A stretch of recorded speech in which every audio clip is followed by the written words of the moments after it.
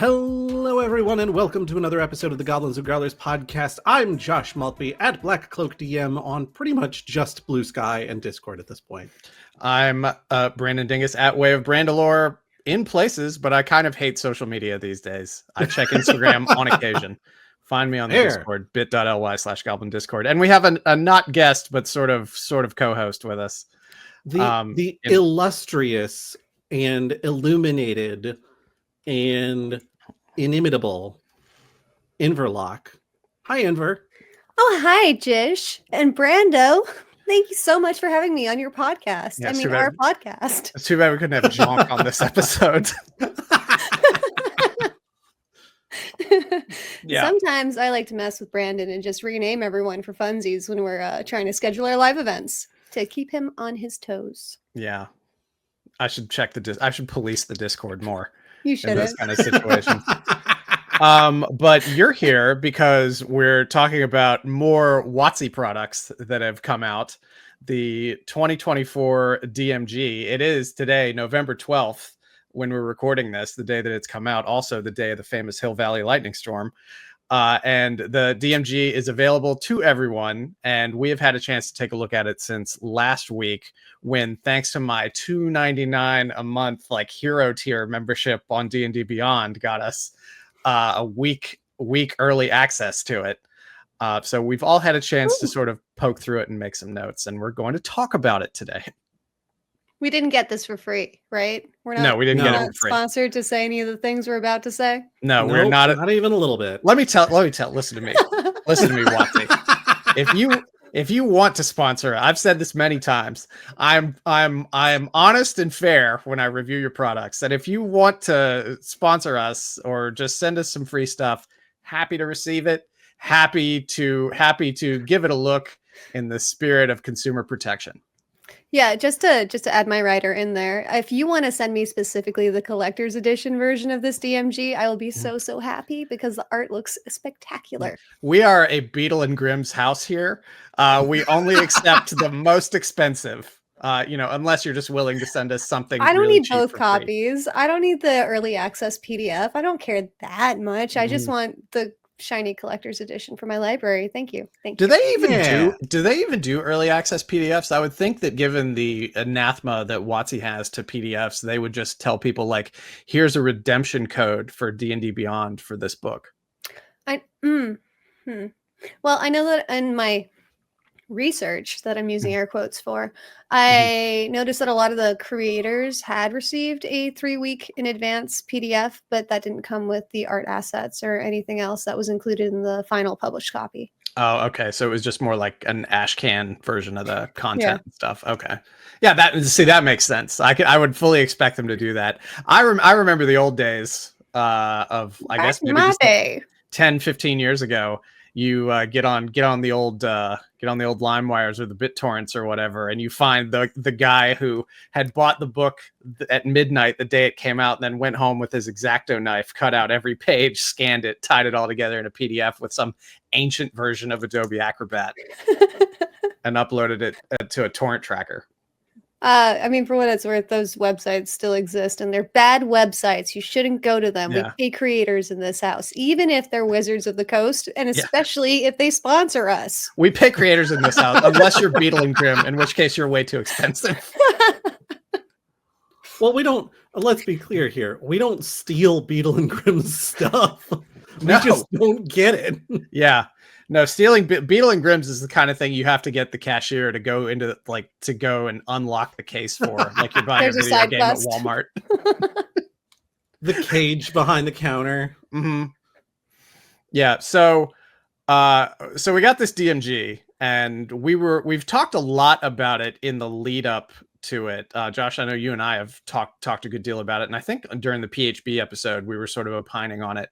But there are some kind of, I guess, biggish deals that we were expecting coming from this one. They had the Bastion rules, which we're going to talk about in the Patreon exclusive GGP deep dive episode coming out in concert with this one.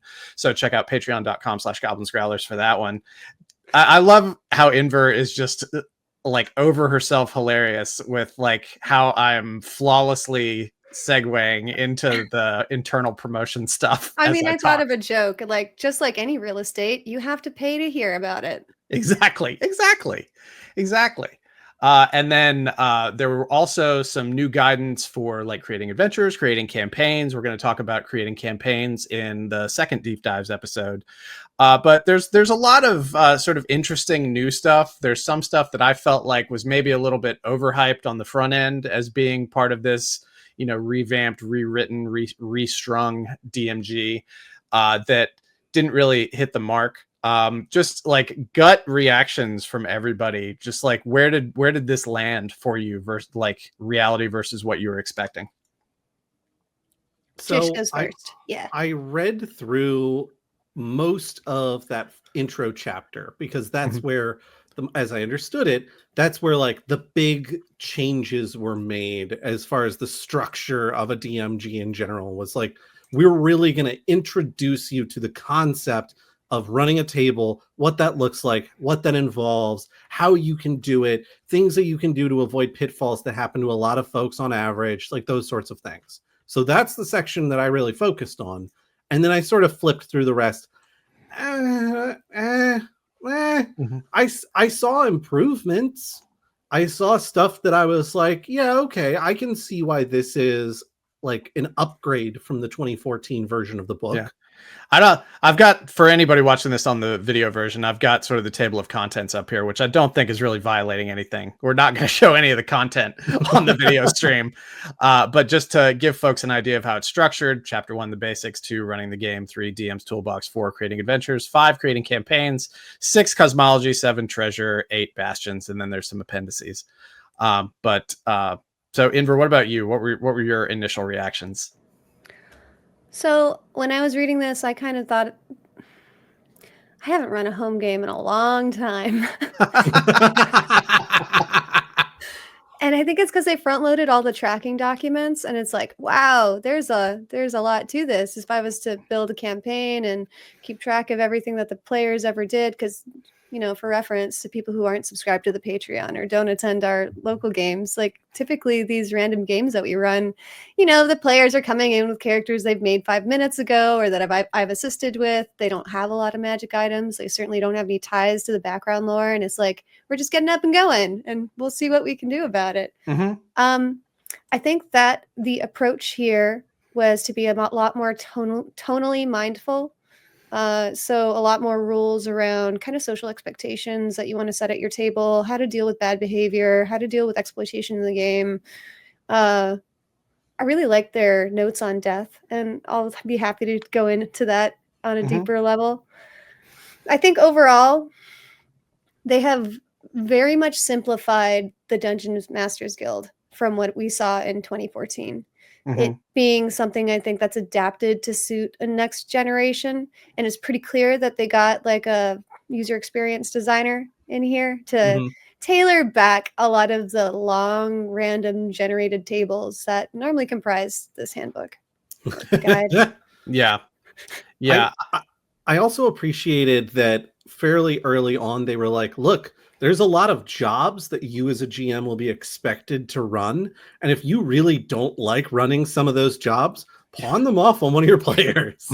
Like they are getting the experience of you running the game. You don't have to do everything at the table. Yeah, it was nice to see them really lean into the supply and demand aspect of it, because I'll admit, when I was reading through this and I got to the part where it was like the roles of the DM, and it's like 1, 2, 3, 4, 5, and it gets all the way down to like 8 or 9 of them. I'm like, oh, this is just crazy. Like, it's not wrong, but it's crazy. And it's interesting to just have it really crystallized for you in sort of the official tome of like, these are all the things you're responsible for. And I'm looking at some of them and I'm just like, yeah, man, I don't want to do that. I don't want to do all that stuff. Like, I kind of, a lot of the time, just want to kind of pick up and go and have a good time with it.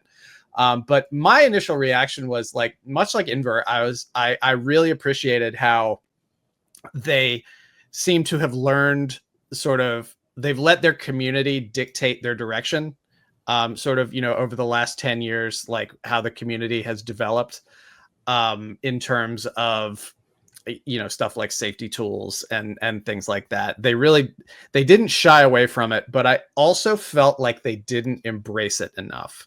I felt like some of the mentions, because like in the first chapter, they talk about things like session 0 and expectation setting, but they don't call it a session 0. Bizarrely, they don't call it a session 0 until like chapter 5. No, they call it a one shot. That was surprising. And they also, they talk about lines and veils, but they don't call it lines and veils. They talk about throwing up the X, but they don't call it throwing up the X. No, they call it hard limits and soft limits. Yeah. So like what I would have liked to have seen, and I hesitate to use the word should because I don't like telling people what they need to be doing, but like given the cultural missteps that WotC has had over the last 5 or 6 years that were eminently avoidable with a little attention and care being paid, I felt like they should have just had like a whole chapter devoted to safety tools in here, because one of the roles of the DM that you really can't like not do is the person just sort of making sure it's a safe and comfortable place for everybody. And I felt like if they had sort of called that out a little bit more specifically, it would have had some more impact. And this might be getting into a bit more sort of like a nuanced argument of how they need to present that kind of thing. But it just sort of stuck out to me that even though, yes, I'm really happy that they included all this, I felt like they could have given it a little bit more prominence, given like their sort of awareness and acknowledgement of how diverse the community has become. Not just in the last 10, like, because the community's been diverse for a long time. It's only really in the last 10 years that it's really sort of come to the forefront, and that WotC has been like, oh, okay, we should acknowledge this. And also like they know which way the wind is blowing, so they're leaning into it to make some money too.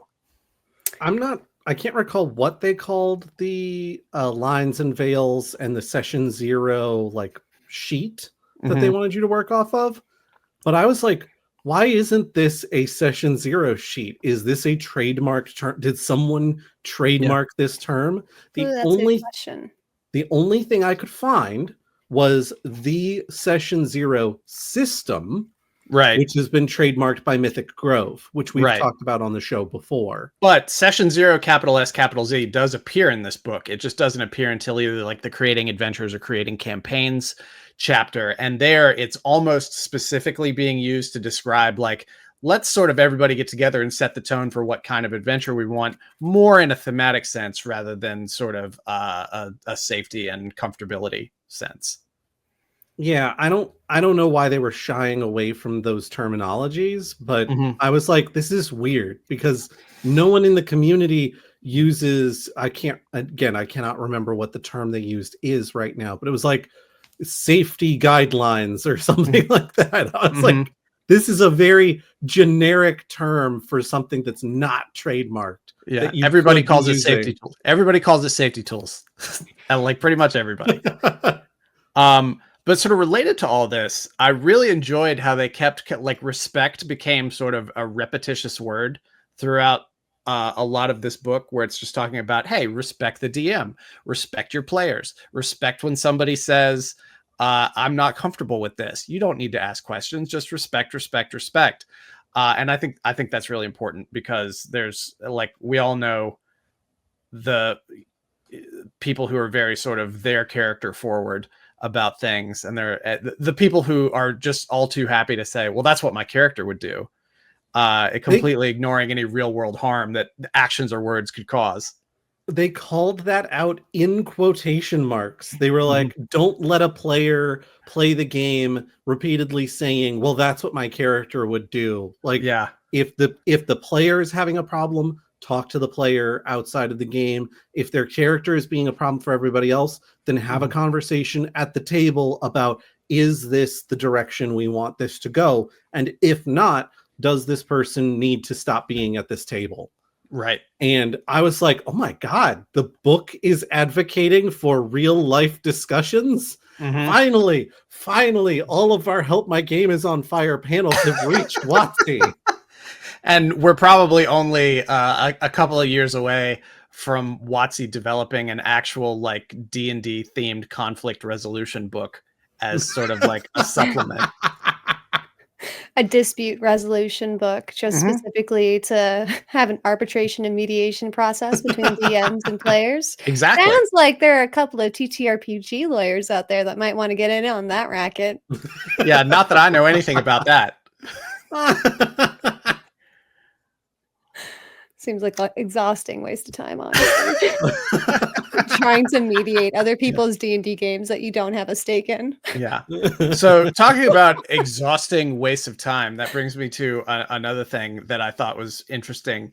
And it was the prep time guidelines that it gets into, because it starts giving you an idea of like, hey, if you've only got an hour a week to prep for your game, here's what you should focus on. If you've got 2 hours a week, 3 hours a week, 4 hours a week, this is what you should focus on. And then like, and it just starts getting progressively like, I see my own brain being played out in this choose your own adventure choice tier that's coming along. Because by the time you get down to where it's like, yeah, if you've got like 9 hours or something, like, or however long it was, to then start thinking about unlikely encounters that your party probably won't run into, but you'd like to have just in case. And it's like over preparedness. I don't like that it sort of encourages over preparedness. And I know this is a kind of a thing that for it's sort of like a suit yourself kind of thing. Like if that's how you need to survive when you're playing, like that's what you have to do. Because I used to be that way. Like my anxiety used to require me to over prepare for everything and have every contingency planned out. And you guys have read a lot of the older stuff that I've written, and probably exactly what I'm talking about, and many people listening to this probably do as well. But it's become like so much less of a science for me and much more of an art now, because I'm just much more comfortable doing rather than thinking about doing on it. But like if I had to push back on any of the advice that the book is giving, it would be like, don't fall into this trap of like over preparing for your adventure. Like also you don't want to like, Alon can do it fine, but you don't want to Alon it too much where you just have a 3x5 note card with like 2 to 3 bullet points on it. That's like, here's my adventure and I'm just going to wing the rest of it. But like perfect is the enemy of people actually playing. And unless you want this novel that you've written to be sitting on your desk or on your hard drive for the next several years, like try not to over prepare too much. The very first long-term campaign that I was a part of, the GM would very frequently say, especially if it was like, oh, it's been a month since last time we were able to schedule anything to get together. He'd be like, yeah, I've had so much time to prepare so many possibilities because I can see several directions that this adventure probably goes. And by the end of the night, he would be like, okay, so I prepared 8 separate routes and y'all managed to somehow pick route number 9. I do not know how. I wasn't ready for it. But because that's just the way the universe works. That is how the universe works. But his solution then was very much like Alex's, which is, all right, I'm going to rip out pieces of what I had prepared. And I'm going to slot them in front of you like a jigsaw puzzle so that you never run out of track, but I also don't have to completely come up with things on the fly. Yeah. I think I was listening to them talk about like a campaign hub, and that got my brain worrying a little bit. Like because of course you're going to create a city or maybe a town for your first adventure, and then when the players earn it, they can go to a city. But like considering the city, I think we've all had that exhaustive over prep before. Like, let's name every NPC and let's name every side quest that they could possibly give you. And here's all the merchants and vendors and things that they can interact with. And this is, anyway, it gets overwhelming. If GMing every street name. Yeah. If like GMing for TTRPGs was like a scout troop or a scouting program, there would be the over preparedness badge. There would be the learn from your mistake of over preparing badge. This is actually a good idea. We should make sashes and badges for this. I want buttons, enamel pins if we can swing it. Yeah, copyright 2024 Goblins and Growlers. You just want a pin that says copyright 2024. No, Are we gonna renew it for each year, or for absolute clarity, copyright trademark the idea of a Dungeons and Dragons or tabletop role playing scout based system, Goblins and Growlers 2024. Listen, listeners, I'm not your attorney, but by listening to this podcast, you agree to our confidentiality obligations about not sharing copyright protected trademark Copyright? potentially. Now it's copyright protected works that are potentially discussed herein. Okay, done. Continue. And for those of you that don't understand legalese, that is, these are our ideas, and snitches get stitches. Yeah. For those of you that do understand legalese, that was unenforceable.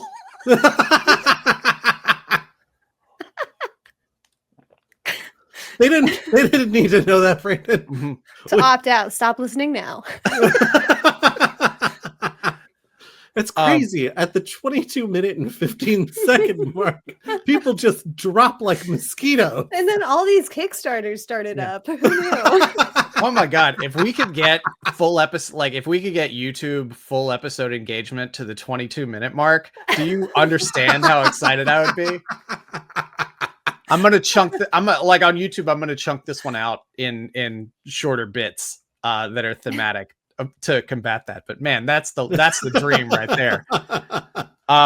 So getting back to the DMG, another thing I thought was interesting that they added to it was they have expectations for a virtual table on there. It still feels a little tacked on, but I thought it was interesting that it was there at all, and that it wasn't specifically talking about like their VTT system or a VTT system in general. It was just talking about like online play. Yeah, they took a very general, vague approach when it came to the VTTs and other kind of like deviations of play, which is fine. I think it's fine to acknowledge it, but I'm glad that they didn't use it for advertising, because it certainly could have been. Yeah. Yeah. Anyway, speaking of, patreon.com/Goblins Growlers. But no, I thought it was interesting how they addressed like some of the common like online play bugaboos, like roll on the table versus roll on the dice roller. Are you moving your tokens? Are you not moving your tokens? Like, keep the voice channel like for game specific stuff. Like if you have side jokes or anything like that, put it in the text channel, which I disagree with.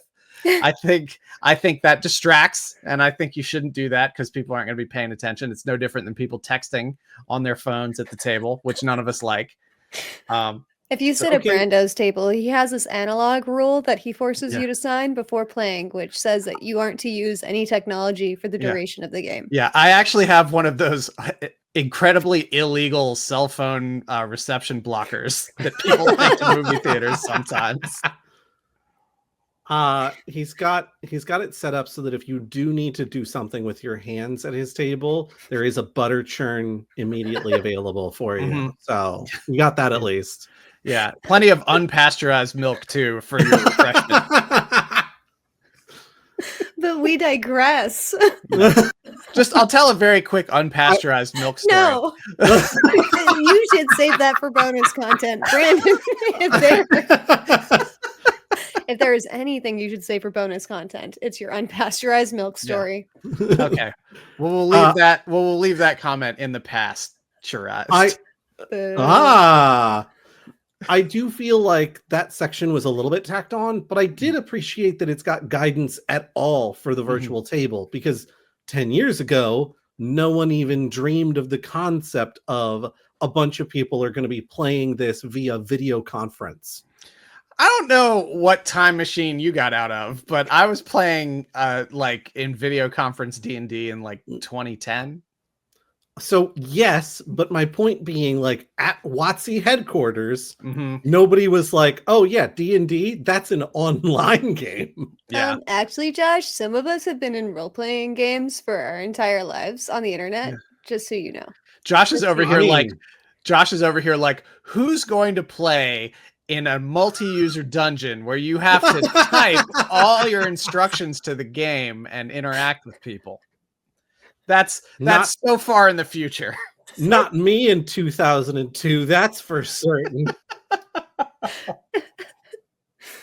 Now, I got my start in forum role playing, so That's my old school. But I don't look. The point I was trying to make is that I don't think Wizards of the Coast was like, oh yeah, like Skype.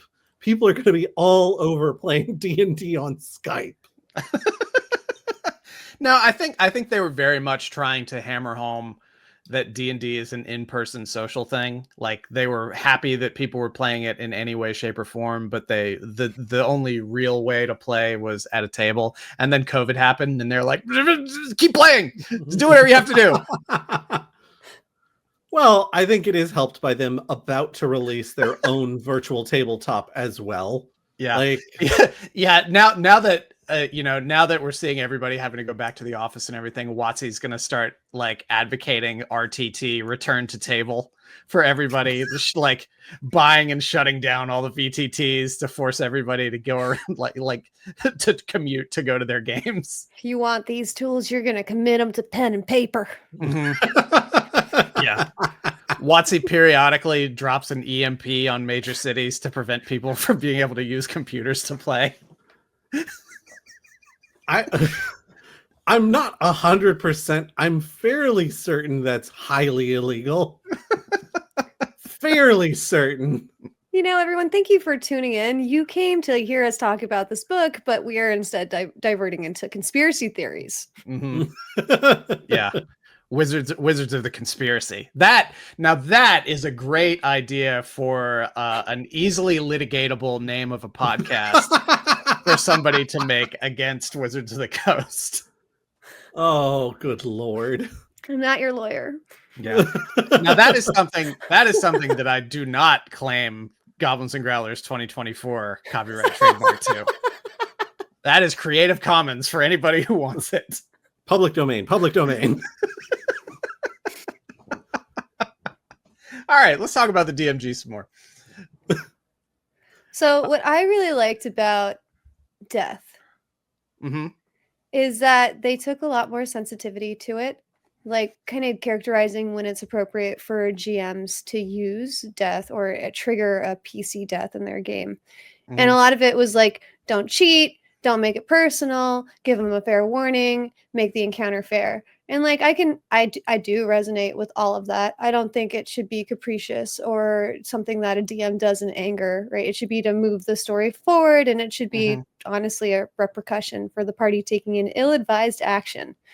I also really enjoyed that they had tips for dealing with TPKs and like how to initiate an adventure post death.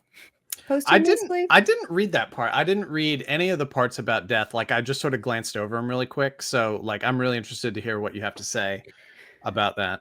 Tips for the TPK was like, okay, well, this doesn't have to be the end of the campaign. Like they said, they had recommendations for if one player dies, you bring them back in at the same level and same rough starting equipment as everyone else. I've seen a bunch of ways that this is played at different tables versus different DMs. Personally, I like a bit of cosmetic damage if one of my party members is going to be revivified, right? Just to kind of give it a bit of permanence to the game. I've seen other stopgaps too. For the TPK, it was super interesting because I don't know if you guys have had to pick up after a TPK, but sometimes it's planned. Often it's not. Often it's due to a party combat imbalance, and I'm sure we can talk about encounter mechanics after this, but they were giving advice to how you could, move them forward from the pearly gates perspective, or they work their way back up from hell like a catabasis, or maybe that they're stuck in a prison from the enemy that they're fighting and they have to operate through that. I have sometimes started my adventure groups in a prison and they haven't acclimated well to that, but I think it is justifiable after death. It gives them something to shoot for, right? Getting back all their items and kind of revisiting their identity, what they value. Anyway, I thought it was super tasteful. I really enjoyed those sections. And I think that even GMs need the reminder that, the players are attached to these characters and that there have to be kind of certain rules we play by, just to make sure that feelings don't get hurt. Yeah. Yeah. And I like the whole concept of not every encounter is a lethal encounter. Some certainly are, but not all of them. And something that I have suggested to people for a very long time, because the Mines of Phandelver that very first goblin encounter when the party's still, I think, level 1 has so many TPKs tied into it. And we puzzled over it in the Discord for a little while. I came up with what I think is my favorite solution, and one that I plan to implement the next time I'm running a home game where I TPK way too early against foes that are for sure not taking you captive, which is, yeah, the party dies. And then the day starts anew as if nothing had happened yet. You run back through that beginning sequence and you see a party that looks suspiciously similar to yours in construction dead at this goblin camp. The goblins only have the same amount of health that they did at the end of the combat encounter because they've just finished wiping this group out. It turns out that what you were seeing in that combat was a vision of the future. I find death mechanics in games just so fascinating because, you know, PCs are always the exception to the rule. Everyone else can't make death saves. They don't get revivified more often than not. They're just kind of buried and forgotten about. And like, I think that, you know, when you have a TPK, it does give you a unique opportunity to contextualize why the PCs are the exception to the rule. And, you know, if you're working with a group that's adverse to wanting to deal with those kind of bigger emotions around grief and finality, having something like, oh, you're at a respawn point that you've never seen before is certainly a captivating starting point for a next subsequent game. Yeah. Oh, thank God you all quick saved right before this. We're all good. Careful implementing that quick save feature, though. They're going to do it before every boss battle. No, something's going to happen. Like, you should have a quick save feature, and then something will happen, and somebody will do it, and then they'll be stuck in a death loop, and they'll have to reload an earlier save. Oh, no! But all right, we're Sounds going like hell back to on the level GM. 3. Yeah.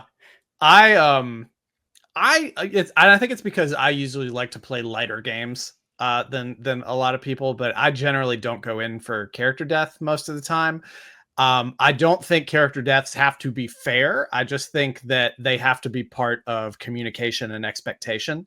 I think because I truly believe that kind of thing really should only happen to drive the story forward.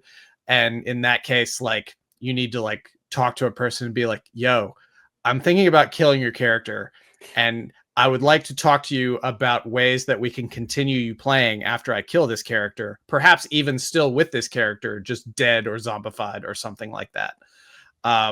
But how long in advance do you have to telegraph the killing of the character? Probably at least one session in advance.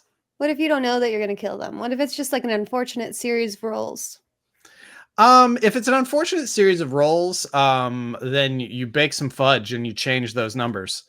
I just don't think it's fun for players to die just by happenstance and just the whims of the dice like that. I've had that happen to me as a player before, and in the hands of an inexperienced and low EQ GM, that is not fun.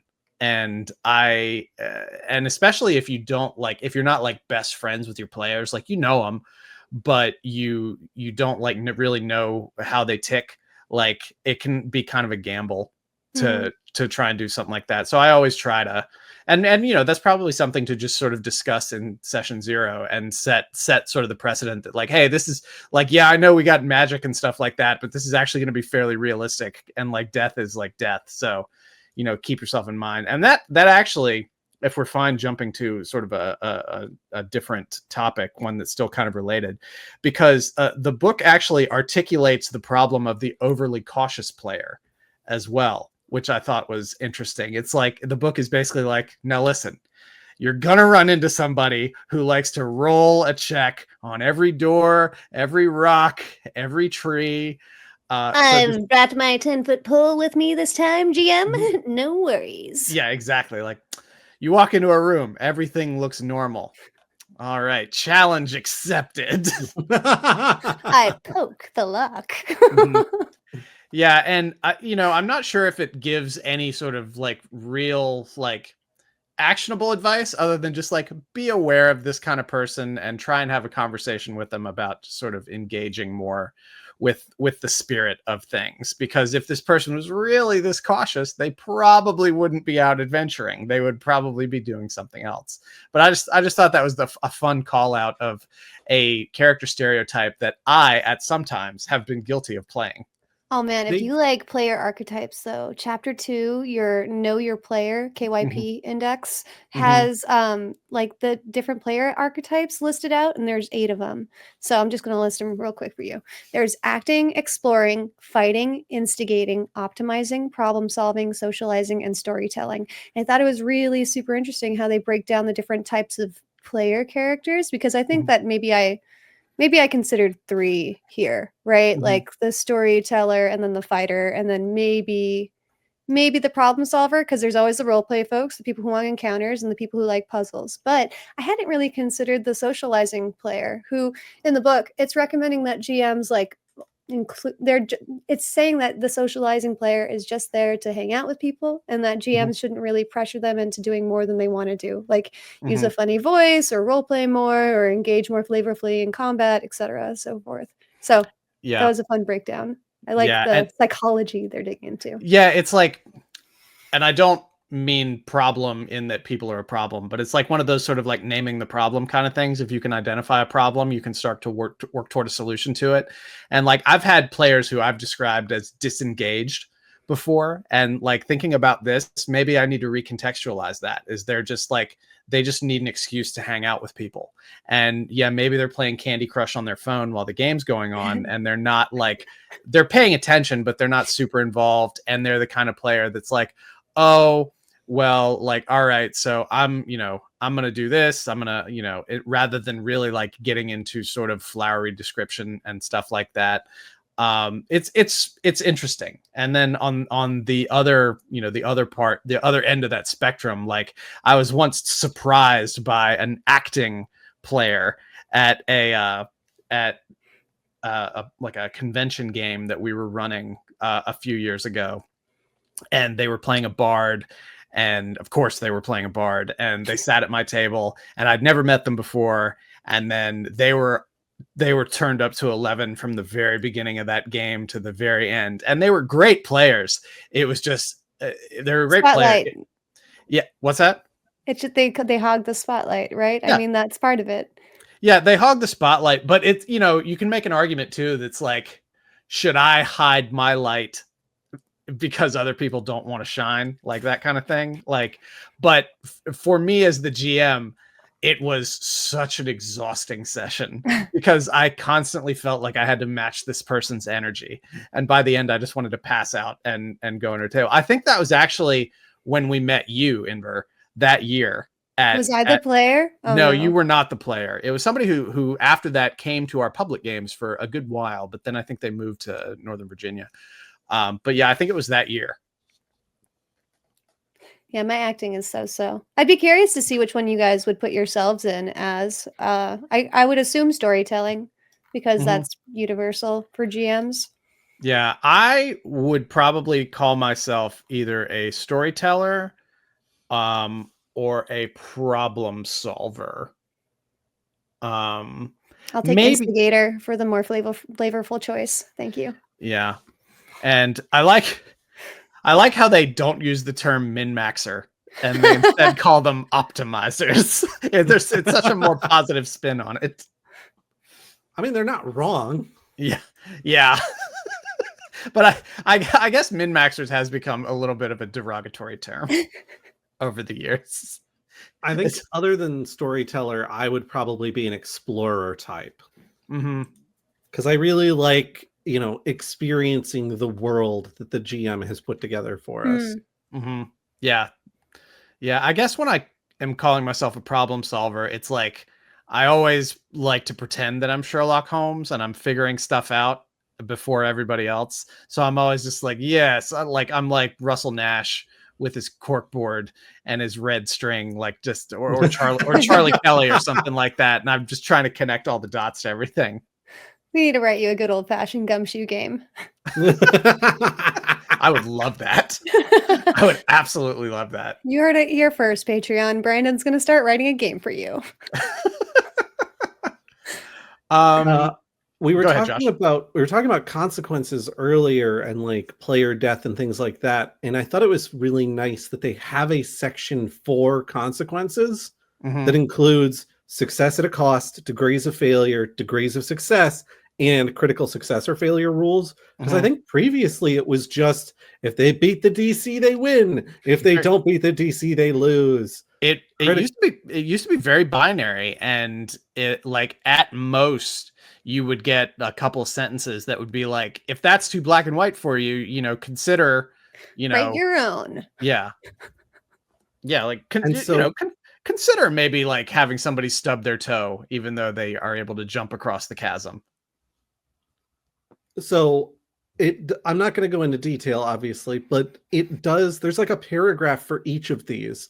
And I think my favorite of them was success at a cost, because it's something that I've been referring to, and I think is referred to in other systems as the devil's bargain, which is where someone has a very clutch roll they absolutely need to make in order to do the thing they desperately want to do. And it comes up as like a 3. And the whole table is just immediately deflated. Like, like we were so excited for this thing to occur. And then I go, that thing could still occur if you're willing to make a deal. So, like, I'm glad that is in the book, because I know that's not something that was in the book before, because it's something that I had to stumble onto myself and then be like, God, I love this so much. I'm implementing this everywhere. That's a big part of the beloved Fantasy Flight Star Wars RPG, isn't it, Josh? I mean, yes, we've talked about many times success with threat or failure with advantage or triumph or despair or whatever it may be. I will say we were talking a little bit, and I didn't see this. I was trying to look in their rules, and I did not see this for when you've got a mob, they call them for some reason. Like side note, this is really showing like how they're trying to appeal to the youth. Because I have never, like, before Minecraft, I never heard monsters referred to as mobs. It stands for monsters or beasts. So, like, I don't know. It just seemed weird to me that all of a sudden they're embracing all read this book, but can you please tell me what a mob is and how it impacts gameplay? It's a monster. It's just a new name that they've got in there for monsters. It's like a synonym for it.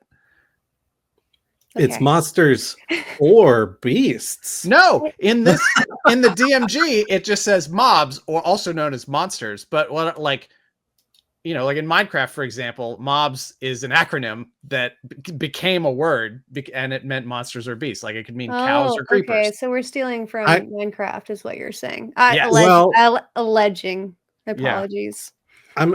I'm going to push my glasses up my nose this time. The term mob has been used in online gaming for a very long time, particularly in MMORPG spaces. But Josh, let's talk about stuff way cool before people Minecraft. Excuse me.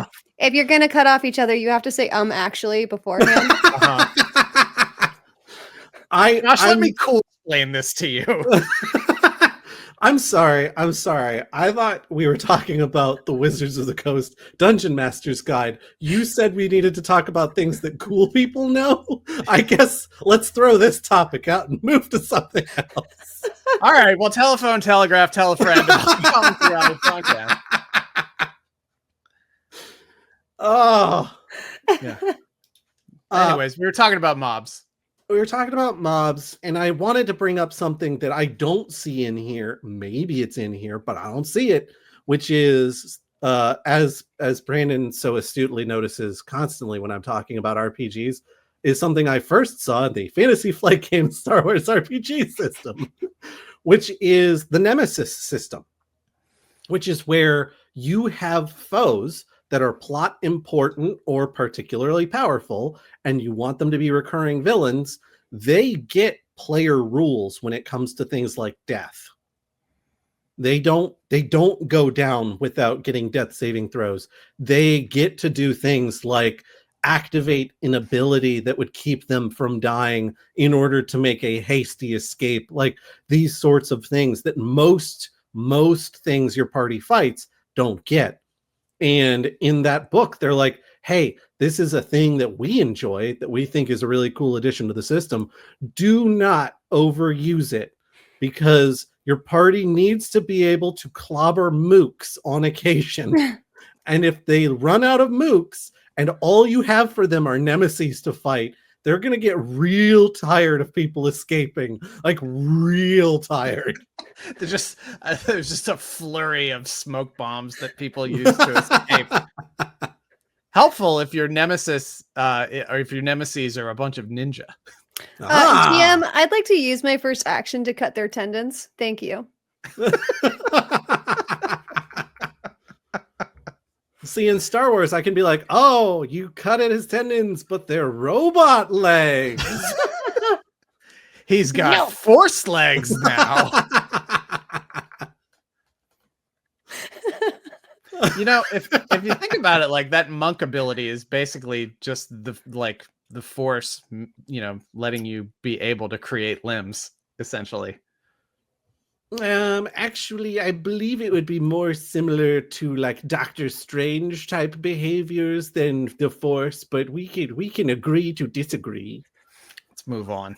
I've lost the high ground. Oh God! We can talk about challenge ratings. Sure. You want to talk about challenge ratings? Absolutely. Let's talk about you do. the thing that no one has ever understood in the history of D&D. Remember that giant ass table that they have? That's like 200 cells or something like that to try to figure out what an appropriate CR is.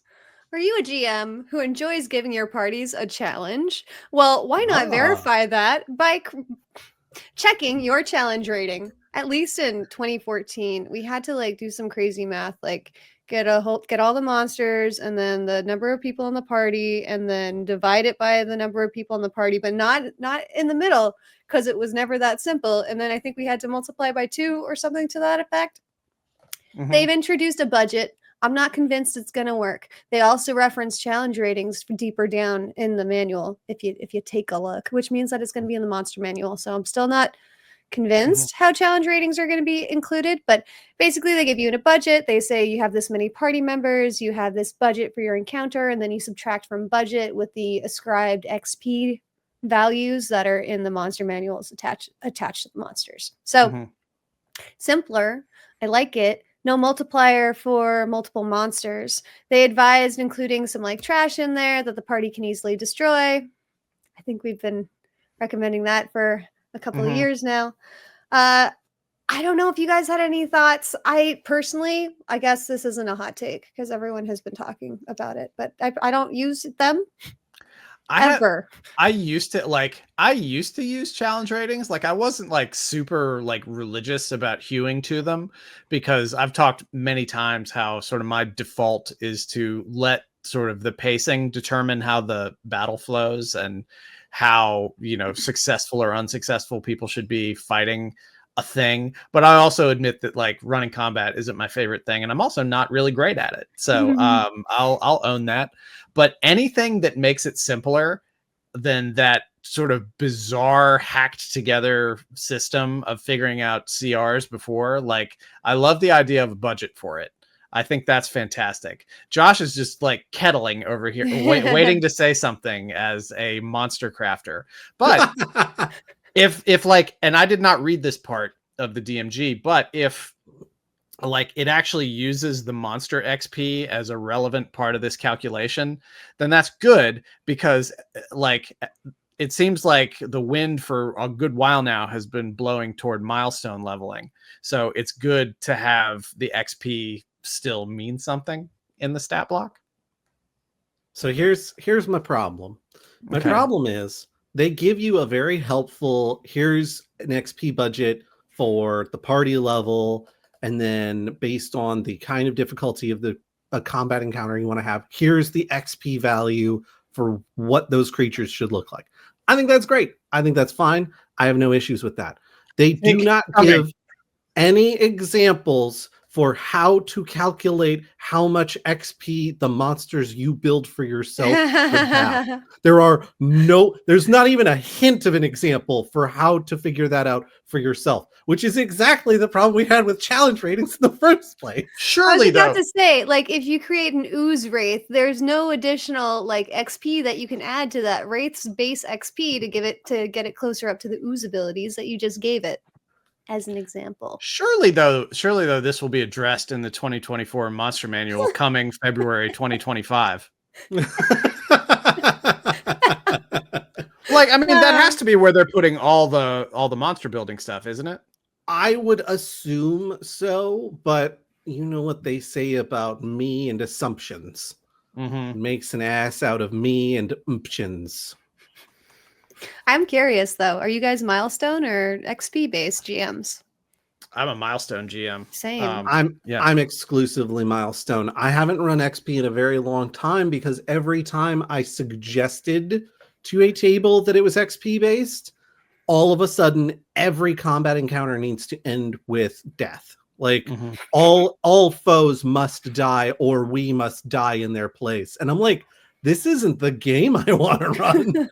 I was like, what if I rewarded you for not fighting with XP? And they were like, interesting proposition. But then how do you calculate if we skip whole floors of monsters? Like, doesn't that cost something? Because we didn't learn anything by fighting those whole floors of monsters. And I'm like, yeah, but you took the opportunity to search for like the carefully laid clues and solve the mysterious puzzle to give you the shortcut down 2 floors. Shouldn't that be worth something? And they're like, no, I think we need to go back up. Having finished the dungeon boss, we now need to go back up the 2 floors we skipped and kill everything in those spaces. Yeah.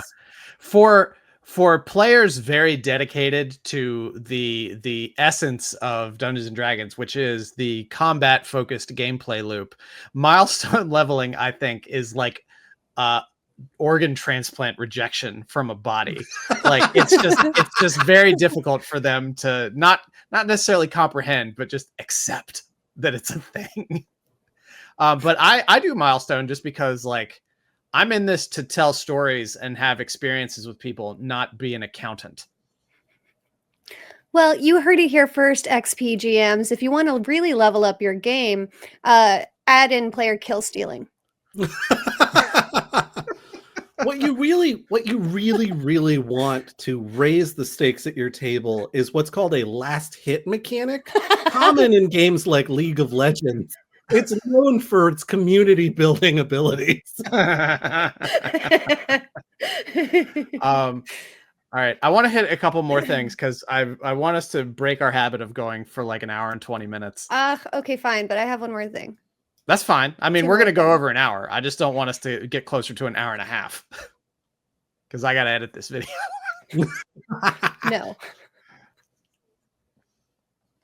Oh, now you're just stalling by not saying anything. Oh, me? Oh, okay. I'm gonna go. I'm gonna go now because Brando gave me permission. Thanks, Brando. Stop that.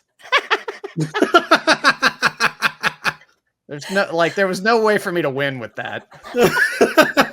You set yourself up and she knocked you down. Yeah. So there's renown. Mm-hmm. That they put in, and because I'm writing like political intrigue game right now, I was super interested in this because I'm trying to figure out how to balance, like, how do you track your attitude with different factions or NPCs and etc. I really like this. It can be basically it's a score that goes up to 50. Mm-hmm. Players are obligated to track it. We'll see how long that lasts. And then it goes up based on the kind of quests and things that you do throughout the campaign. So if I'm a GM, let's say I have 4 factions and they raise their standing with the factions, that might ultimately determine which factions allies with them at the end, right? Mm-hmm. Or I think in the book, it's giving us an example that if you reach 50, you can call upon a small army, acquire a rare magic item, or gain access to a helpful spellcaster, which is cute. I'd also say like maybe exclusive access to events or NPCs based on the level of renown. Renown. Mm-hmm. I can't say this right. Based on the level of notoriety the party has. Mm-hmm. I think it would be taxing to track individually, though. Yeah. But listener, if you want exclusive access to things, you can go to patreon.com/Goblins Wow. Growlers. Wow. I should just make a deal with myself where I pay myself $5 every time I'm able to naturally work that in. For the low price of $5 a month, you can raise your renown with us. Please add that to the newsletter. If they open it, they get like +3 renown. Okay. I'll give them a little card. You have to track it, reader. You have to track it. Yeah, you don't track it. You have to keep it in your wallet. Present it upon demand. I remember one year it was in the Strange Ways days when toward the beginning of G&G, and one day I just had a little thing of coupons. It was an 8.5 by 11 sheet of coupons that I put up on a Facebook post for the game, and I didn't tell any of the GMs. So people are showing up with coupons, and one of them is essentially an Uno reverse card where you get to turn one of the GM's nat 20s into a nat 1. And I had GMs silvery barbs before it was cool. I had GMs coming up to me what the hell, man? Somebody just gave me this and they said to ask you about it. That was a good time.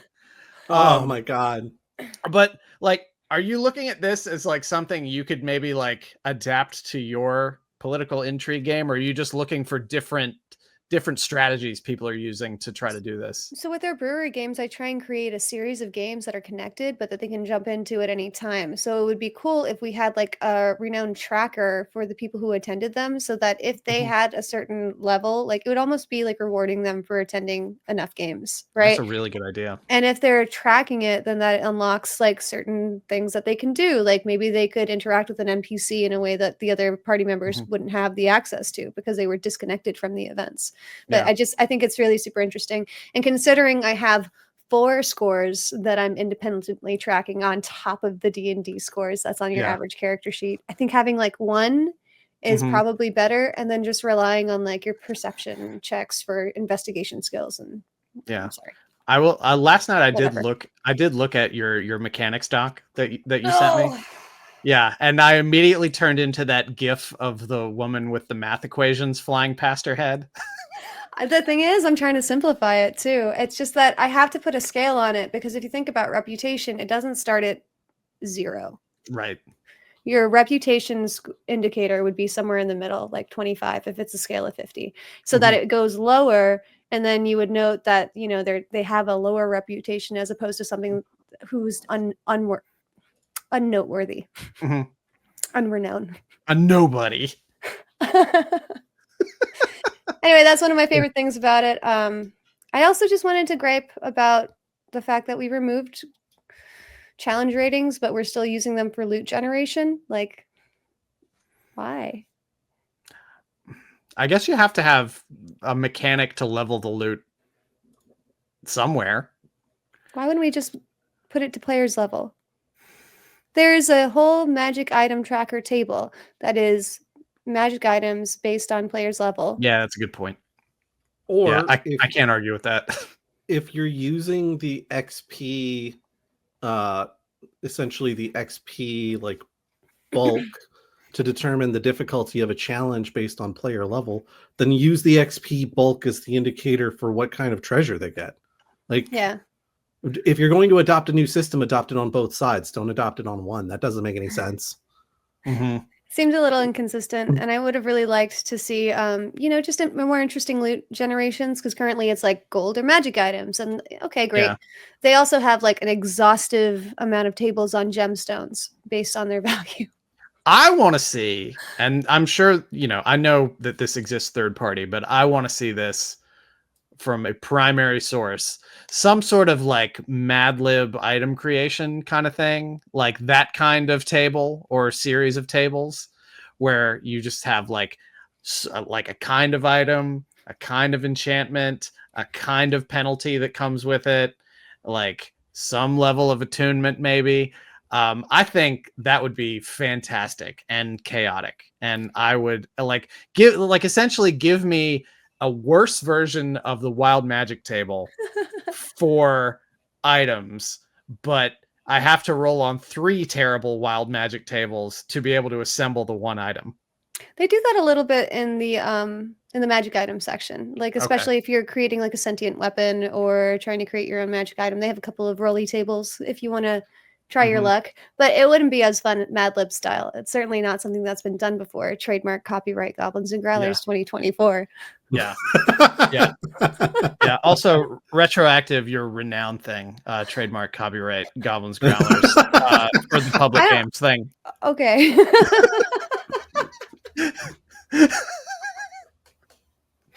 Thanks, Brando. Yeah, no problem. I'm just looking out for you. All right. Oh, I want to talk about how I was disappointed by the trap section.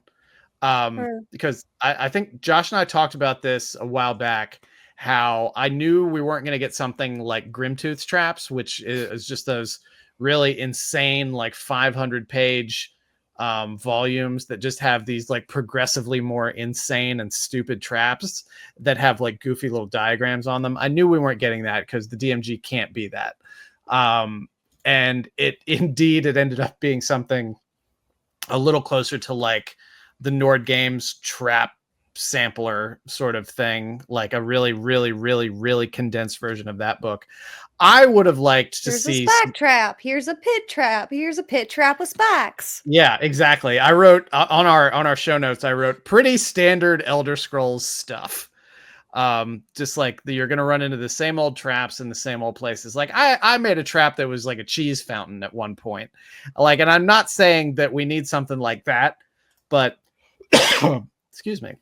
I just like, again, I wanted something that was a little bit more creative and a little bit more I really want D&D, like, and when I say D&D, I mean from like stuff coming from WotC, not third party. I wanted to lean into the crazy a little bit more. I want to get real stupid with it. I did like the trapnatomy that they put in there. I thought that was fun.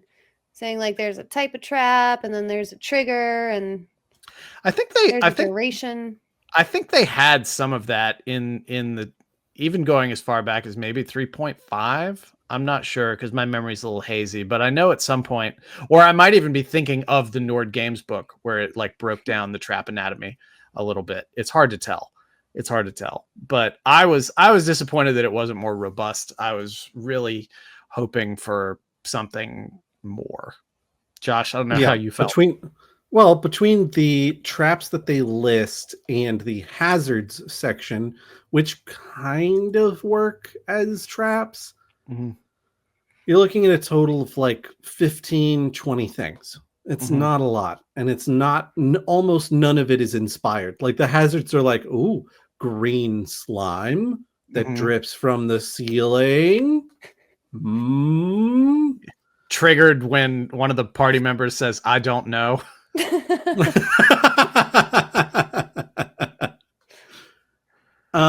The building a trap section, I was so excited to see the text building your own traps, and I was like, oh, they did it. I didn't think they would, but they did. And then the building your own traps section is 2 paragraphs, each of which is 2 lines and a table. And I was like, get the hell out of here. Yeah. Come on. Do it. Yeah. It's building your own traps, but you have to buy all the parts from a kit. It's the equivalent of those like art tutorials where they're like drawing a horse. All right, draw 2 triangles and an oblong circle. Then draw the rest of the horse.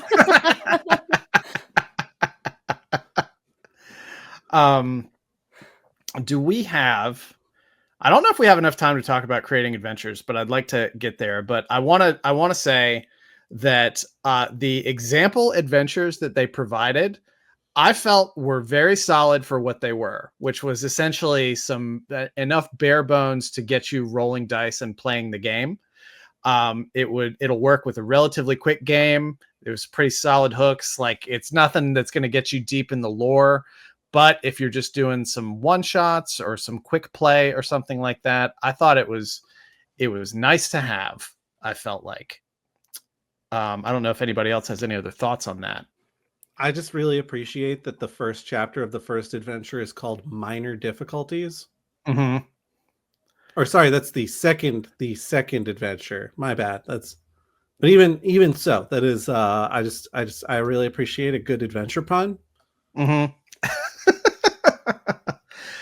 So that was good. Inver, I know you were, I won't say really excited, but you were pleased with the maps. I got so many things to talk about. Maps are okay. I like the maps. I like that they simplified it. Overall, I like that the adventures were simple too, and that it's showing just how little work needs to go into a D&D game because they're right. Here's a thought. All the work that you put in is going to be futile anyway. 15 minutes in. Yeah. Here's a thought. If we all have stuff that we still want to talk about, what if we just turn this into a 2-part episode? Would you like that, listener? Would you like to wait another week to hear us continue on? I don't know that I've got so much more to talk about. Yeah, I really have one thing. Okay, well, let's just do it. Sorry, listener, we're cheating you out of that part 2 episode. Actually, we're cheating ourselves because it means now we need to plan that next episode. You're gonna have waiting for you. Yeah. Join the Patreon. Okay, so my last thing. They added a magic item tracker. We're back on magic items. I'm sorry. I'm excited about this because I had added a magic item menu to the G&G catalog this year, just because I noted that we start at a new level each time, and they likely don't have the items saved from last time, and they likely need more. They are so generous with this tracker. Man, like I'm comparing ours side by side, and listen. Players who attend our G&G live events, please don't get your hopes up that I'm going to change our magic item menu to reflect the new values on this DMG manual. I'm not. At level 10, Wizards is giving each player 10 uncommon magic items, 10 common, 17 uncommon, 6 rare, and 1 very rare. That's a lot. We give out 2 common, 2 uncommon, 1 rare, 0 very rare. I'm not, again, players, I'm not changing this. Fight me. Players, if you have complaints, please send them to do not reply at goblinsandgrowlers.com. To be fair, you said level 10 at first, and we're talking about level 5 for our sheets. However, we probably wouldn't be that high at level 10 either. We would probably just double what we've got and add maybe 10. 1 very rare. No, we don't have level 10 on our stuff, is my point. What? Or do you have a sheet that indicates magic items are distributed by the level of the player? So a player at level 10 would have the items that aforementioned. Yeah, but you were talking about our magic item menu, and I don't think we have any level 10 games right now. We have had. We try and keep it under level 12 chat, just because it takes 3 hours to do an encounter if we go any higher than that. It either takes 3 hours to do an encounter or 3 minutes to do an encounter if the level's higher than that.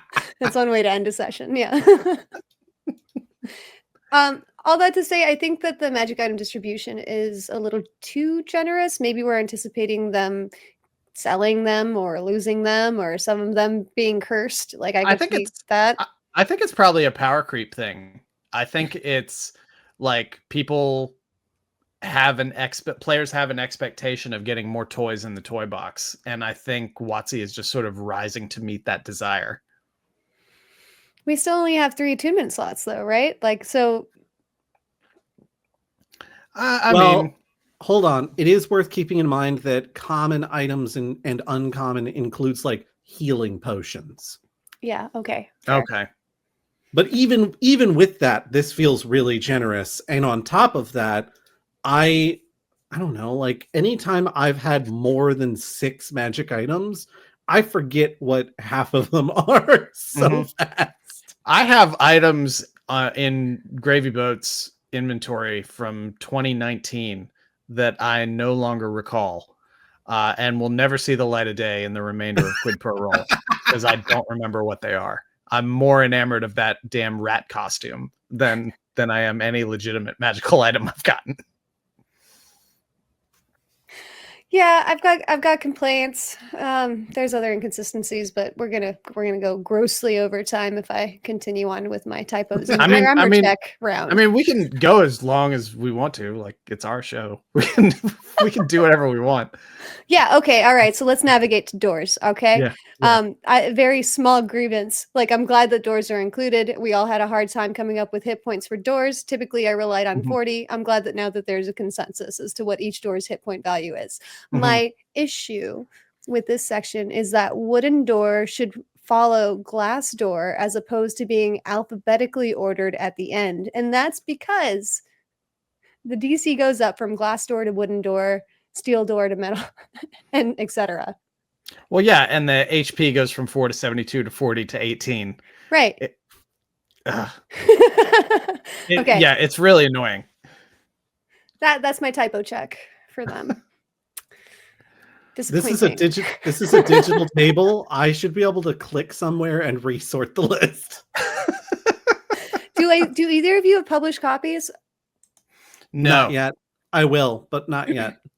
Okay, listener, navigate to your door section. I want you to confirm for me that wooden door is in fact the last door on that list. Well, it's clearly alphabetical, which is a terrible idea for anything. But it works when perfectly it comes to a table like this. It works perfectly for secret doors because they gamed the system. They have the one with the lowest DC to detect is barely hidden secret door. The second one is standard secret door, and the third one is well hidden secret door. It's a secret door. It just very clearly looks like a bookshelf. Like it's a good thing they didn't call the last one like a well-hidden secret door, and they would have had to put it at the top. I really like the idea of a standard secret door, like, one of your garden variety run-of-the-mill secret door. You got it at Elf Kia. The kind you see in just about every dungeon you walk into these days. I like, too, that there's a secret door etiquette section. Adventurers often fail to locate secret doors. For this reason, don't hide important treasures behind secret doors. Don't risk letting your adventure grind to a halt because the only path forward is hidden behind a secret door. I don't know who needs to be told that, but please, God, don't do that. Unless you have one of those overly cautious players that's going to roll like 50 investigation checks in the room until they find that damn secret door. I don't remember what their solution in the book is for the overly cautious player. I'll tell you what my solution is. I tell them, I will assume from this point forward that you are checking every room and every wall for traps. I need to know your investigation and your perception scores, and anytime there is a chance that you find something, I will roll in secret on my side and tell you if you found something. Just automate it. It takes so much weight off their shoulders because they're like, you mean I can just say I'm checking every room as we walk into it, and you're not going to penalize me for that? And I'm like, look, it means that your characters are going to spend 8 hours walking through this dungeon. But if the table's cool with that, who am I to say otherwise? This character spends the entire dungeon crawl just on all fours, looking at every single corner of everything. Yeah, pretty much. Okay. Pretty much. All right. I want to hit on the adventure creation relatively quickly. Does your wife know about that? Because Yeah. Well, we'll see. We have an understanding, you see. So they have creating campaigns, and then they have creating adventures, which I thought was interesting that they have 2 separate chapters for that. But it was interesting because they've sort of got they created a 4-step process for creating adventures, which felt to me sort of like the South Park underpants gnomes, like, step 1, etc. Step 2, ? Step 3, profit kind of thing. It's like step 1, lay out the premise. Step 2, draw in the players. Step 3, plan encounters. Step 4, bring it to an end. And it talks about the difference between, it's like you can use published adventures if you want to. One of the things, and like, there's a lot to go into here. And even if this had been the only thing we talked about today, there would be a lot here. But, it talks about conflict and adjusting situations by level, like what's the premise of your adventure, like situations, things like that. Like what's your setting. And I think a lot of that is really good for a beginner. But what I felt like it lacked, and this, we'll get into this probably a little bit when we talk about campaigns too, was just like, it could have used more just sort of general guidance on storytelling. For a game that, predicates itself on storytelling together. It really, I think, should have talked about story structure a little bit. Like, it didn't need to be like a creative writing textbook or anything like that. But I think it should have helped give people sort of an understanding of structure as well. Because it'll help you weave a more cogent adventure rather than just like situation, plot point, and kind of a thing. I would have expected the draw in the player's step and the details underneath it to be precisely that. Mhm. As far as like, here's how to write a narrative arc that is going to feel satisfying. Yeah. And instead, it's here's a table of example hooks, and then another one, and then another one, and then another one. And you should plan encounters so that characters are moving closer to achieving a goal, or something is frustrating the character's progress toward a goal, or they're revealing new information. And it's like, but that's not how. And another thing I think they could have gone a little bit further with is they have a call out box on subvert cliches, which is basically saying like, hey, keep in mind, like, don't fall victim to stereotypes.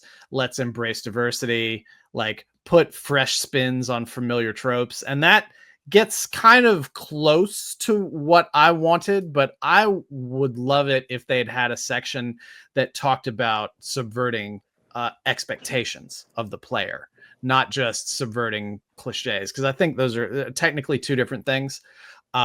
Like presenting like, here's a really common story structure, here's an idea how you can spin that, and like I say, they sort of touch on that with fresh spin as that bullet point, but I think they could have gone a little bit further with that too, to try to help people break out of sort of the mental box of these archetypal sort of monomyth-esque stories that we tend to see a lot in D&D.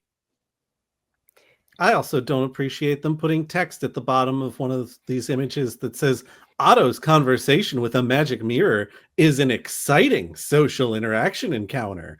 Like, I already own the book. You don't need to advertise inside of it to me.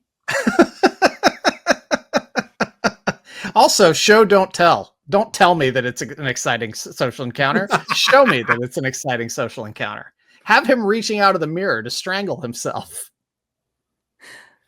I thought this section could have benefited from a couple of things. The first being a time budget cheat sheet for GMs, because I think that it's a lot easier to predict how long your session is going to be, as opposed to how long the players are going to take to navigate the content. Maybe it's just because we're professional GMs that do live events every other week at your local breweries, and as Goblins and Growlers, building inclusive tabletop role-playing game communities. I think I owe you $5. We've got it down to a science at this point, right? Which is like Act 1, we've got the travel premise lead up. Act 2, we've got maybe a minor encounter or puzzle. Act 3, we have the bigger encounter boss battle and the reward section, right? The denouement, as they put in there, which I'm going to use forever from now on. So noting that we have 3 hours and roughly each act is going to take an hour, it's a little easier to compartmentalize this. And I think that they could have really driven this point home by saying, hey, there are 3 pillars of D&D, and here's how you can fit at least 3 hours of content by exploring each one of these pillars. But they didn't do that in that section. They've mentioned the 3 pillars of D&D in literally every other section, which, listener, if you don't know, it's combat, exploration, and role-playing, not just combat, like we all know D&D for. Right. Yeah, and like, I'll go to my grave saying that 3 hours is the perfect length for a D&D game, especially once you're like older than 28. and you have lots of other stuff going on in your life. And like you have to look at it long term. And again, this is more of sort of a campaign thing, but you get that sort of sine wave of the 3-act structure. You have your rising action, climax, falling action, rising action, climax, falling action from session to session to session. And you just keep people hanging on, or you end on a climax or something like that. And then you pick it back up and have your sort of like falling action and everything. But yeah, 3 hours is perfect. You can get everything done in 3 hours that you need to if you know your players and you plan correctly. And or if you don't know your players, because we often don't at our games, like you just keep the story moving, keep the pace going, keep the excitement up, and then that takes care of the problem for you. But yeah, and you know, like it goes back to sort of like last episode where we were talking about how writing for home games is different than writing for a public game. And the DMG is clearly targeted toward people doing home games, even though they mention convention games as like places where you can play. So maybe we can segue to campaign writing, because I didn't look too deeply into it, but I would like to see from them something saying like, okay, here are the major beats of your story. Here's where it dips. Here's where it rises. Here's how you can threaten their lives. Like, did they get to any of that at all? yeah, I think they got to like a little of it, like talking about stakes and stuff like that. But mainly it seemed like it was, and we'll get into it more on the Patreon episode, but it seems like it was focused on sort of lore and world development and telling a longer story. But we can explore that a little bit. The final thing I will say on that is they do make mention of the concept of adventuring on a timeline. Right in the beginning of the book, under the 1 hour guideline, they say that basically during an hour of play, most groups can accomplish, quote unquote, at least 3 things. And I'm like, most groups I play with accomplish a thing an hour. Like, yeah. How long did it take me to negotiate that contract with you in our last holiday one shot that we did? This writer has clearly never had a shopping session. One bout of role play will take an hour if only one person is involved. Yeah, they say that a more difficult combat encounter might count as 2 or 3 things, and a tense negotiation can use most or all of an hour of play on its own. I'm thinking about the Jack-o'-lantern stream we did a couple weeks ago, and like I'm pointing at you, Inver, just like basically driving the role-playing interaction for the first like 45 minutes of that stream. I wouldn't do it any differently. I had so much fun. It was a good time. All right. I feel like we're at sort of a summary point for this. At the end of the day, oh wait, no, it looked like you had something to say. I just want to ask you a question to follow up. So overall, we've gone through the DMG together. Would you recommend this to a starting GM, or would you rather throw the 2014 edition at them, or 3.5? I'll let you choose your edition. Yeah. Go ahead, Josh. I think I would recommend this one over both the 2014 edition and frankly, any of the other DMGs I've read through, because most of those DMGs had a lot of stuff about very niche rule sets that almost never apply, and that you really don't need 6 pages. I'm looking at you, 3.5 grappling rules. I'm looking right directly at you. You really don't need that many rules for something that people are never going to use because there's too many rules for it. Having instead things like, here's what to do if you've only got an hour to prepare for your game, or 2 hours or 3 hours, is way more valuable to any GM, especially starting GMs though. So I would say this is a marked improvement over all other DMGs I can think of. Yeah. I also would recommend this one. This one is definitely the current DMG MVP, and I would, anybody who's getting started, I would say, yeah, you really need to pick this one up, because there is a lot of good actionable information in there for the new or inexperienced, or just generally, I don't know what the hell I'm doing, I'm afraid GM. So I think that's good. But like, having said that, if you've really put in your reps and your experience, there's not a lot here for you.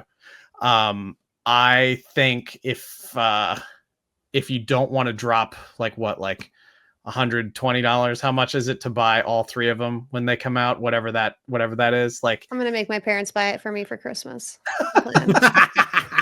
I think save your money for the Monstrous Manual, because that's going to be a lot more useful to you. You've probably like everybody should probably pick up the PHB.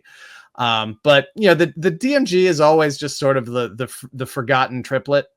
And they're taking steps to move it toward being a much more relevant book.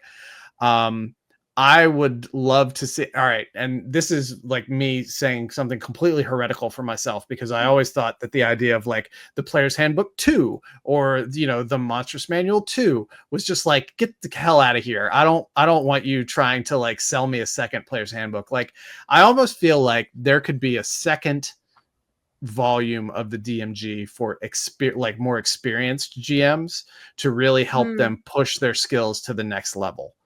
Something like an ADMG. Exactly. An advanced Dungeons and Dragons manual.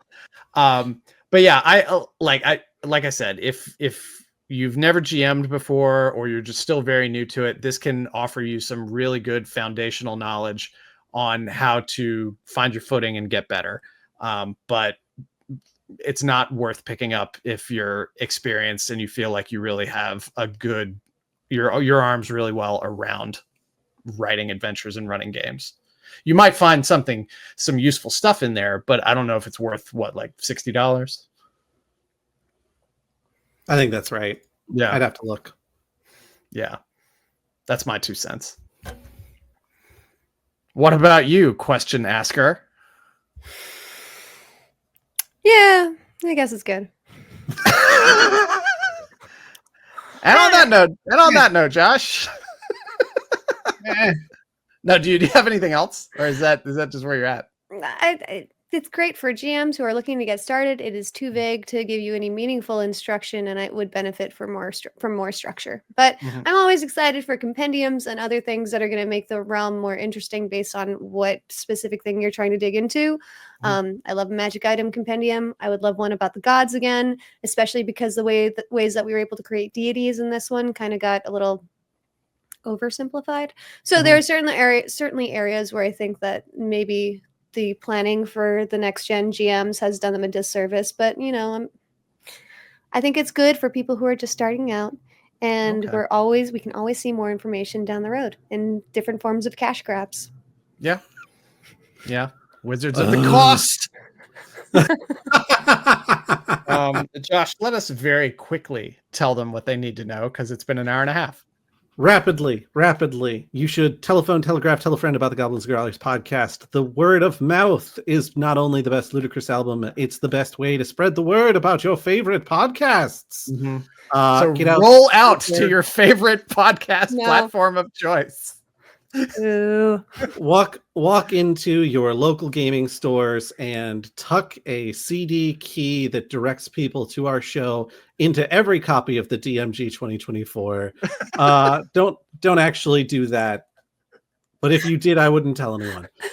You should check out our Discord. That's bit.ly/Goblin Discord, where many conversations are happening about this and other things. If you have looked at the DMG and you're like, these guys don't know what they're talking about, Inver's on the spot. Inver knows exactly what she's talking about. But these guys know nothing. I need to correct everything that they've said. Be polite. But yeah, come in and have a conversation with us. We're willing to hear that we were wrong.